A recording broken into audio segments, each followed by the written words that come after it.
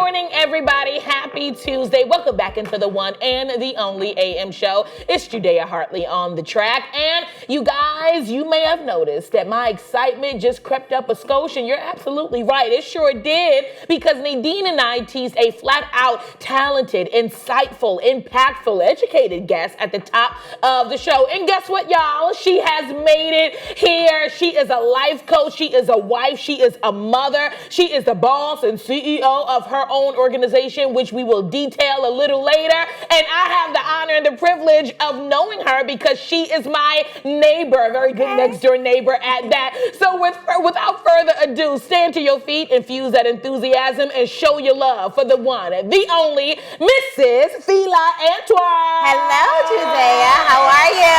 Yes, girl, I'm doing so good. It's a party in here. It is. I love it. I love it. Before we get into the interview, I just got to tell you thank you. I have to express my gratitude because I know. I think that's important because I know that you're busy. You're a wife, you're a mom, and you are just doing all of the things. And yet you carved out time out of your busy schedule to join us and chat with us about what you do, about how you empower women every single day. So for that, I want to say thank you. Thank you for having me. It's a pleasure. Thank you. Absolute pleasure. Yes, girl. Okay, so you are a life coach. I am. And I always enjoy looking at your videos online because I always get something from your videos. Something that I'm going through, it always speaks to me. Fila always has great advice and great strategies and tactics in terms of winning in all areas of your life. So for those who may be unsure of what a life coach is, how would you define a life coach in your own words?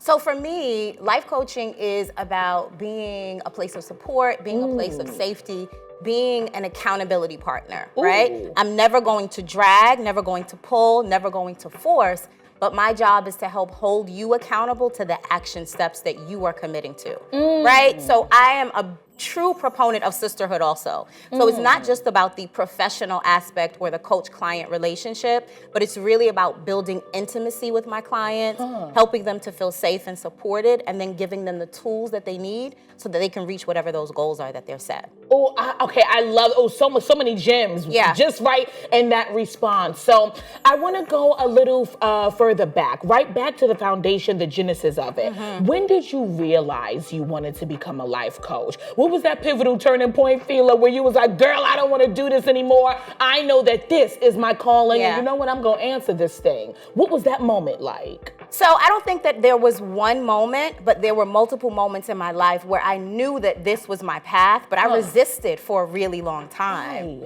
Because it's a lot of pressure to have impact on other people's lives.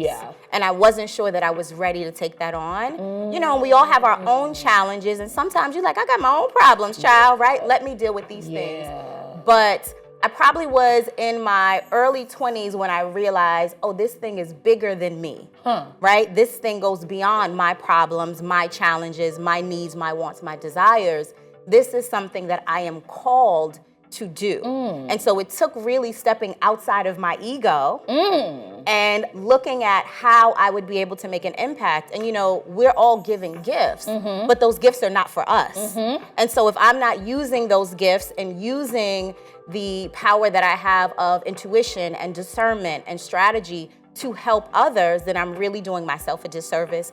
I'm doing the community a disservice, and it's a spiritual disservice to us all. Oh, that's so good. No, it's so true because so many people, you know, I think gifts and skills are two different things. Absolutely. I actually know they're two different things. Gifts, that's given by God. Skills, okay, that's something that you develop. You worked on that thing. You sharpened your skill over time by being under the tutelage of someone else. But you're so right, I concur with you. We really, really give in to the paralyzation of fear when we don't steward and honor and recognize and acknowledge our gifts and calling. So with that being said, you mentioned, we're going to really peel this onion. Let's go. You mentioned sisterhood. What does sisterhood mean to you? So I was raised in a family full of women.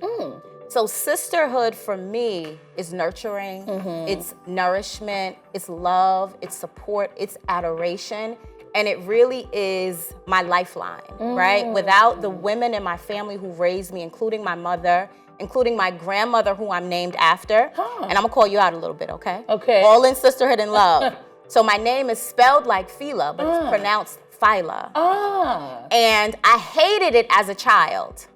In growing up and recognizing the strength and the power that my grandmother possessed, it made me proud to carry her name. So sisterhood for me is about strength. It's about empowerment. It's about womanhood.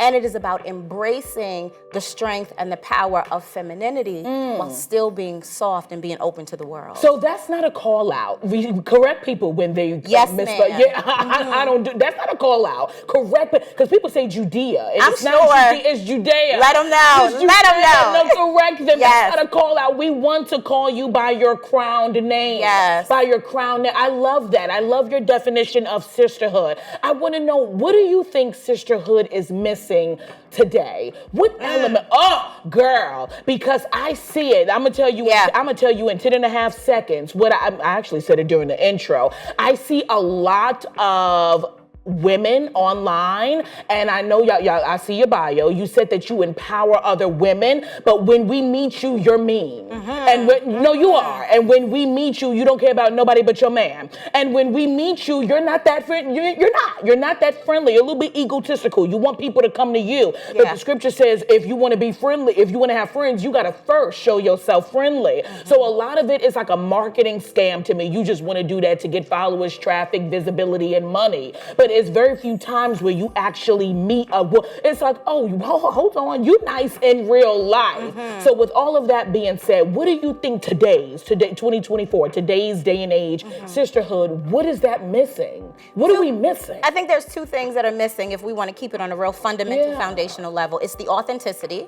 Right? Folks do not know how to show up authentically. They're afraid of being authentic. They have so many insecurities and feelings of inadequacy, and then the love is missing. Yeah. But if I feel inadequate, I don't love me. If I don't love me, I don't love my sister. Yeah. So the inadequacy that's there, which leads to the inauthenticity and the lack of love in general, those things make us afraid of each other. And so we build these walls and we have these blocks. And when I see you, I don't want to be, hey, sister girl, she may take something from me, right? It's this spirit of lack, this spirit of insecurity and inadequacy that shows up in the way that you show up in front of other people. And then it creates an emotional block immediately. That was good. Where does that stem from? How much time we got, right?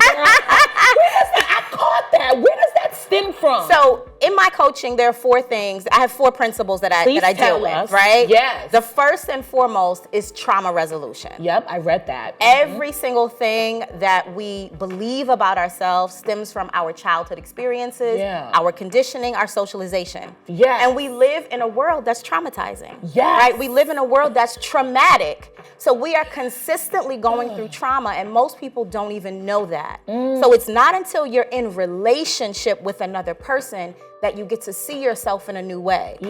Oftentimes, when folks are beginning to have some level of self-awareness, they'll realize, this comes from being afraid to speak up as a child. This comes from being neglected or being abandoned. So it almost always goes back to some level of childhood trauma, but your responsibility as an adult is to figure that out so you can begin to heal that.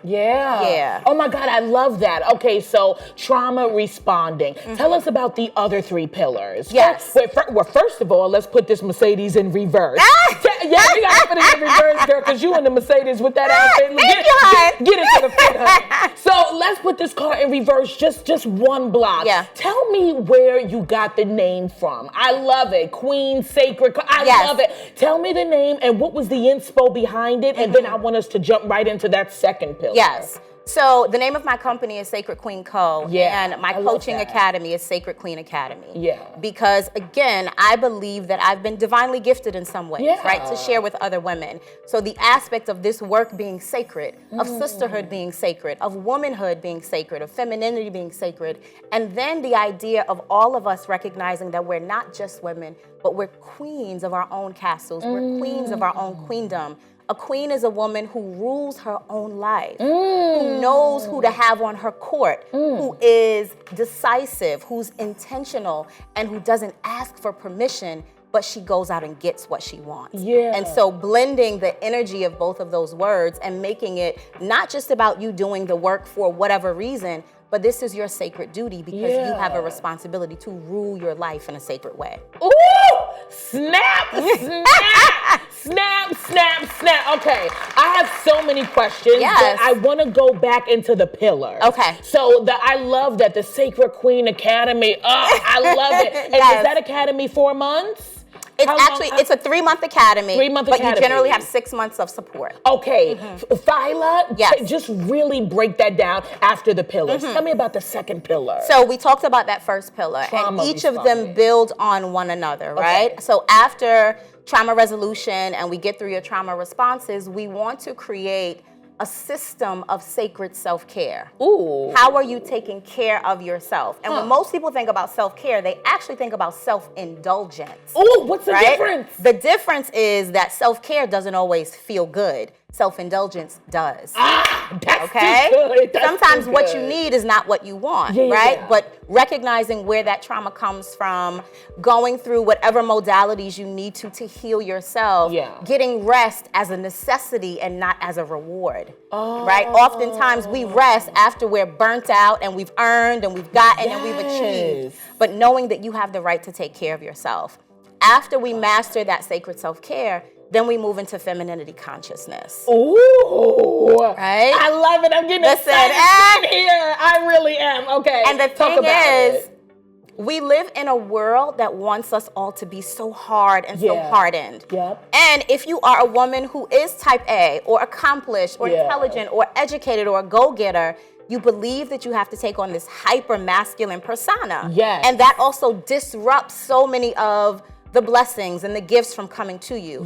So it's about realigning with what femininity means to you. It's not about how you dress, how you look, but how you show up, how you feel, how you operate, back to that nurturing and nourishment of womanhood and sisterhood. And then finally, the final pillar is about having healthy relationships, right? So each of them build on each other. You can't have a healthy relationship if you don't have a healthy mentality, a healthy psyche, a healthy self-care routine.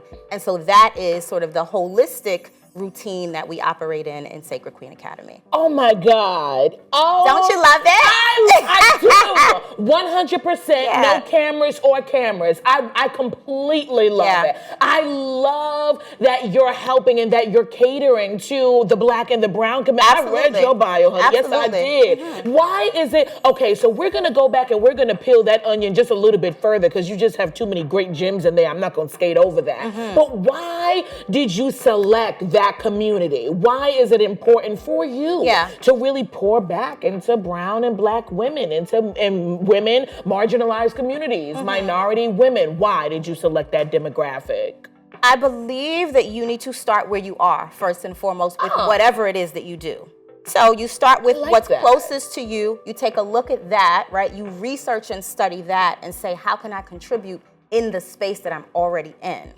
And then as I begin to grow in the wellness space, in the coaching space, I realized that there were not as many women who looked like me as there needed to be. And so what that does is it makes women who look like me, who look like you, who want to be supported, feel uncomfortable, feel insecure. Now there is no cultural relativism. I can tell you how I feel, but you won't really get it because you don't understand my culture.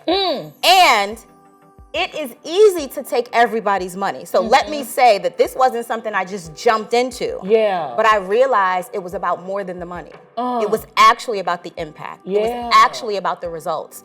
And I've lived a life where at every turn I have been spiritually reminded again that it's not about me. And so Black women, brown women, particularly, and women of color have been put on my plate by something that is bigger than me. And so I just do what I'm supposed to do. Oh my God. How fascinating is that? I'm staring at you right now and I'm like, I get fascinated off. I am fascinated because Fila, I have to be honest with you. I feel that way many times. And I'm like, I don't want to articulate it because I don't want to, this is terrible, right? I don't want to make anybody feel uncomfortable. And it's not that, hear me. It's not that I don't like you. It's not that I don't love you. It's not that they're not great things about you. There's several great things about you. But there's certain things, I'm going to be honest, girl, that I withhold because I genuinely believe that you won't understand. Right.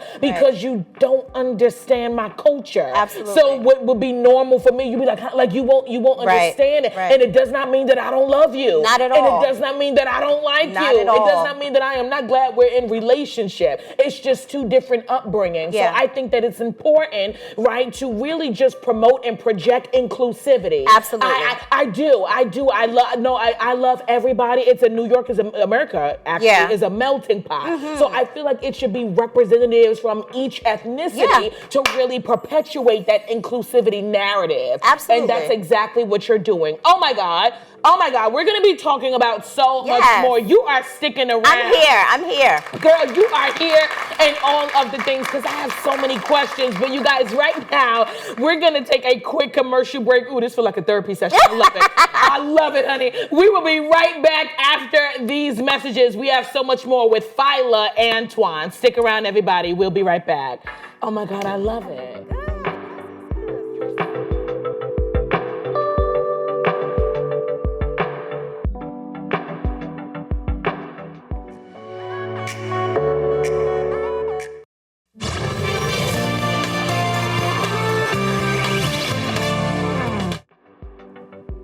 Y'all gotta soak up that gold that is on our screens this morning. We have the Mrs. Fila Antwine, life coach extraordinaire. Welcome back to the show, Fila. I'm so happy to be here. I'm genuinely so happy to have you. Good. Oh, God. I feel like I am in a therapy session right now, and I am loving it because if you're just now tuning in, Fila was just really detailing her Sacred Queen Academy, her Sacred Queen organization. She is the CEO of that organization where she really just caters to empowering women, especially Black and brown women of color, all of the things. Now, I love that you mentioned, oh God, this is a free therapy session. I'm here for it. I love that you mentioned that your academy, the 3 to 6 month academy is built on 4 pillars. Yes. And that's the trauma, let me see if I know, trauma responding, right? And then this might be out of order. It's just really going back into femininity, what that means to you. And then it's also how to detect healthy relationships, how to be in one. And then the last one was self-care. There you go. Self-care. Okay, so I have a question. Yes. I want to know, how do you pitch yourself to new clients? 2-part question. How do you pitch yourself to new clients?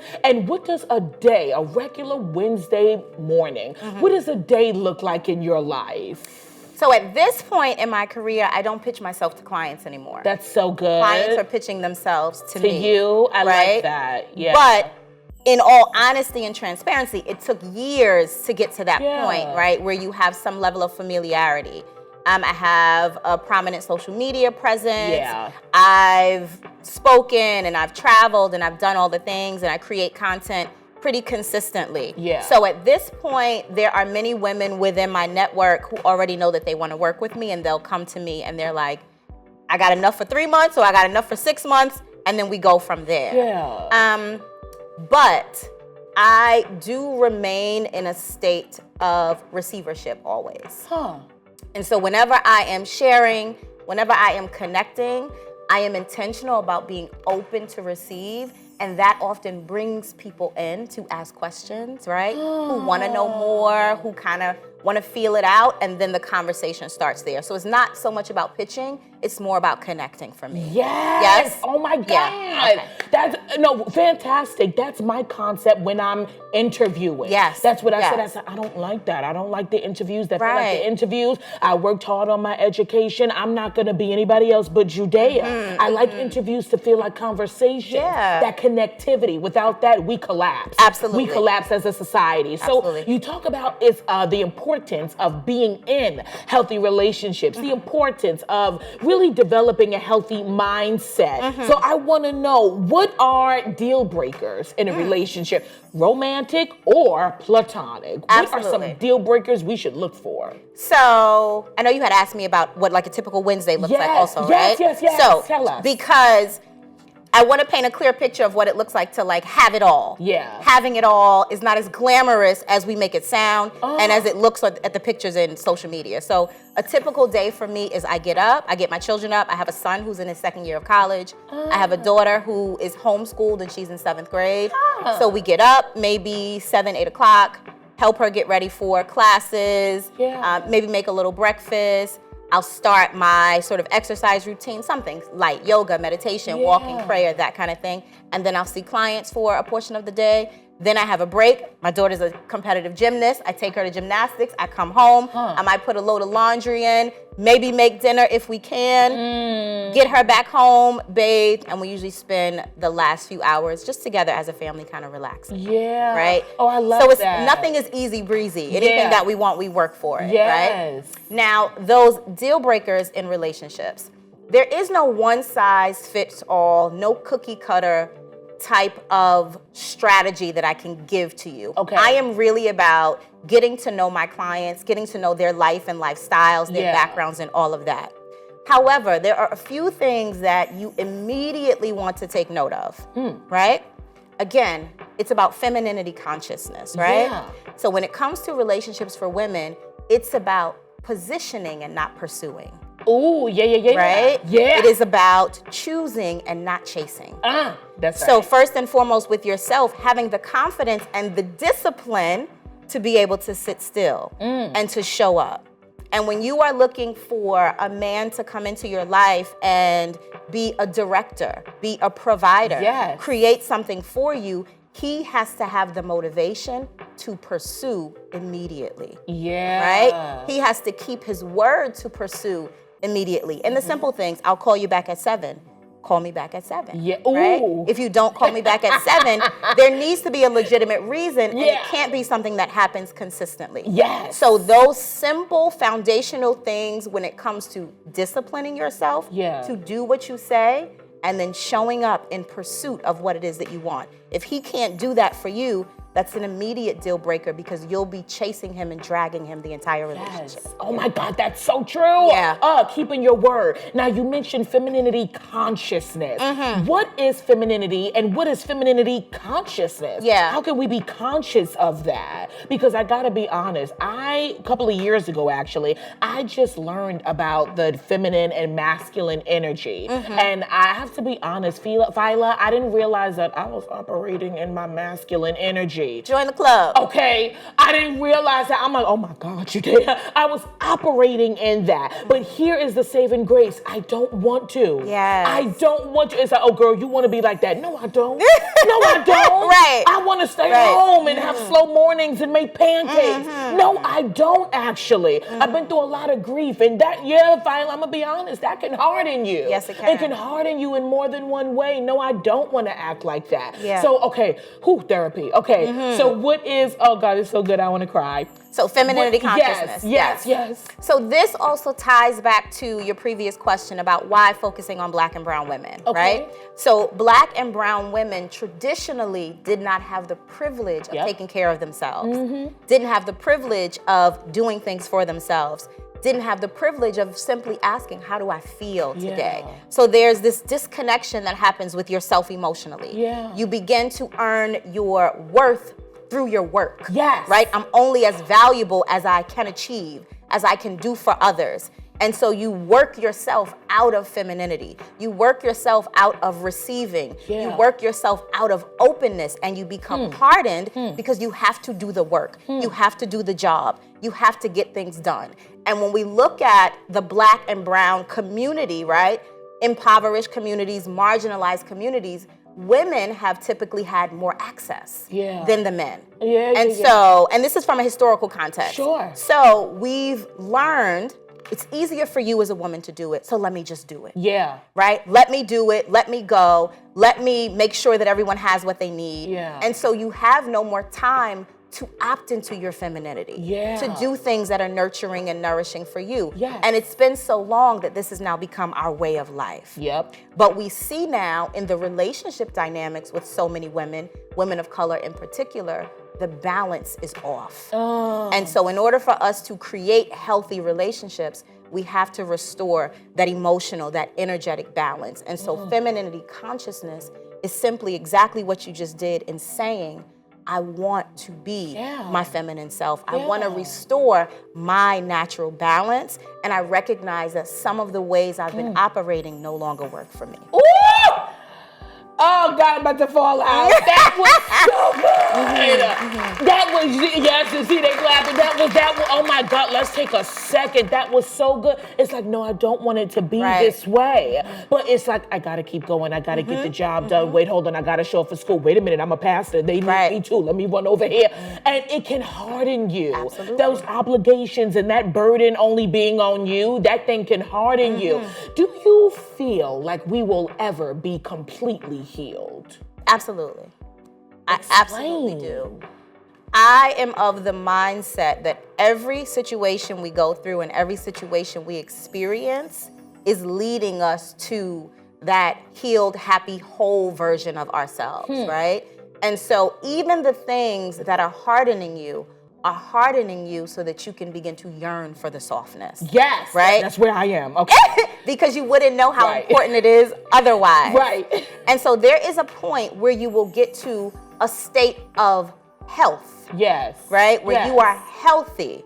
You can always improve. Yes. You can always get better. You can always adjust. But you can be in a consistent state of health. Doesn't mean you won't ever have any challenges or you won't have any problems or you'll be just like the happiest ever. But you'll be aware of yourself. Yeah. Right? The health is in the knowing. The health is in the understanding. The health is in the realization. The toxicity, the dysfunction, the unhealthy behavior is doing toxic things and making excuses for it like you want to continue it. Yes. Yeah. But the health says, I don't want to do this forever. Yeah. I'm trying to figure this out. I'm working towards better. And then you get to better. And when those triggers come up, you'll say, I know you. I know what to do with you, and this is the direction that I'm continuing to move in. So being healed and being healthy does not mean being perfect. It simply means being aware and being progressive. Ooh, that last part did something to me. It was that last part because, oh my gosh, Fila, I'm just like, wait a minute, this is still making me cry. Wait a minute, I still got, I'm just being honest. Yeah. I still got triggered with this thing. I thought I was over this. I thought I was done. Yeah. And that, I think that's I'm gonna be honest, I think that's the first time I've heard that definition, that explanation. Today, it doesn't mean perfection. It means progression. Yes, it means that you're aware. Imagine being in that pit and you don't even know, girl. Right. It means being, okay, I feel this thing and I'm going to conquer it. I'm going to acknowledge it. I'm not going to be paralyzed, but I'm going to move through it. I'm not going to sit in it. How should we deal with ghosting?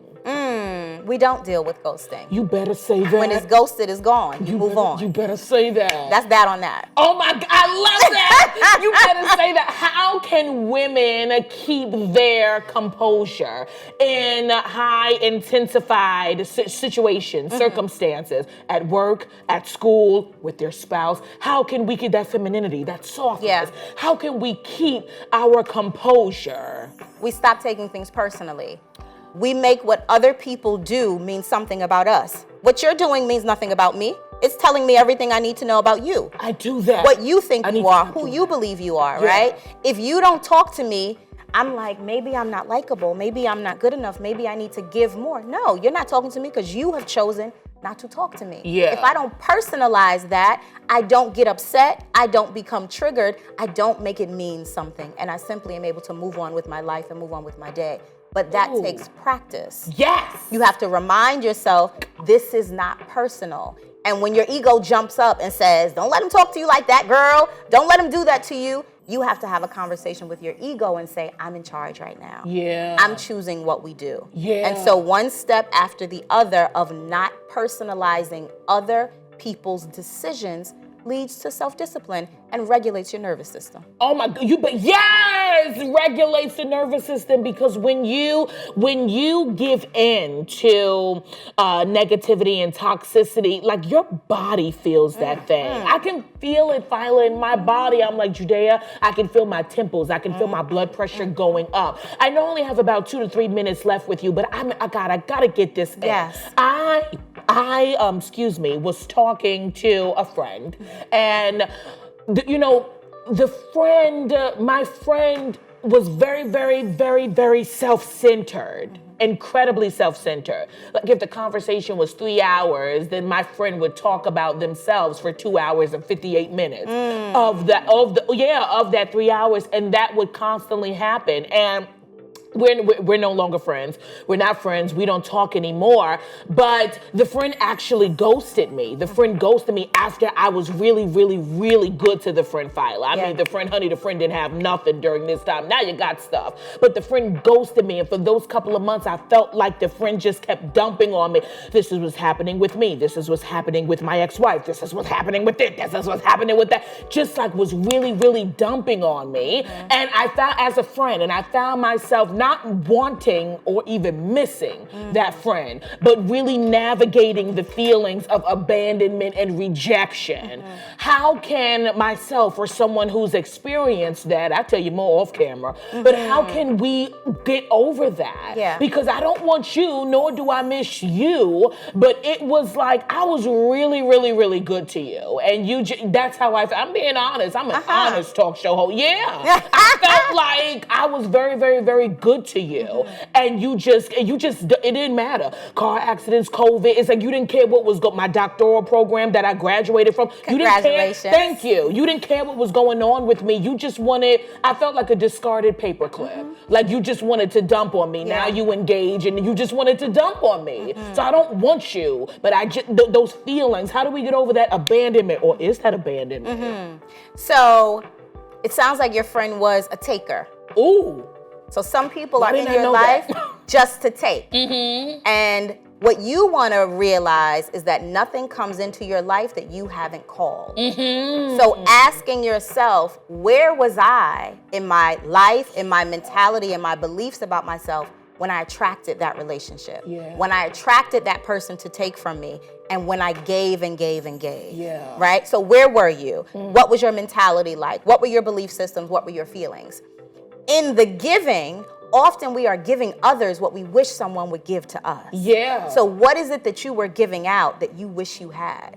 How can you take those things and then give them back to yourself, right? So that you are not relinquishing your control, giving away your power, but you're restoring yourself. And then the third thing is, what does that individual get to teach you about how you can become more selfish and more self-centered, and how you can take better care of yourself? So if we do those things and say, what can I learn from this experience? Who was I at the beginning of this, and who am I now? And focus on yourself, it'll take away some of the feelings or the pain from that person no longer being there, because now the focus has shifted back to you. And that's where it always needed to be.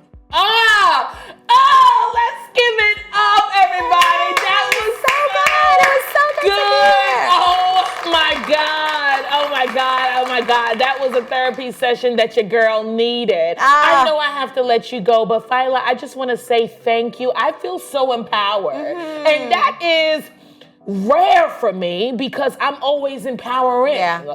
I'm being honest, as a sister, as a daughter, as a pastor, as this, as that. Like, I'm always empowering. It's rare for me, honey, if I'm real, that I get to go into sacred spaces and have my cup be filled up. That is rare. I thank you so much. I want you to tell everybody where they can find you on social media. How do they get in contact with you? Because they got to experience this goal. Yes, they do. So I am on social media at She Is Fila on all platforms, right?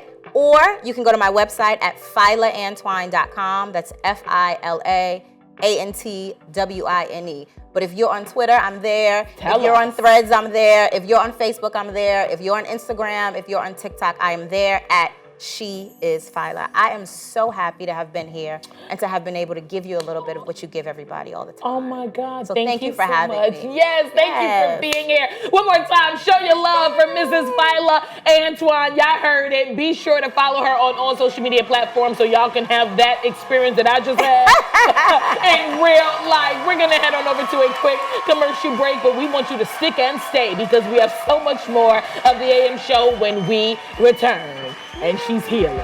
And she's growing.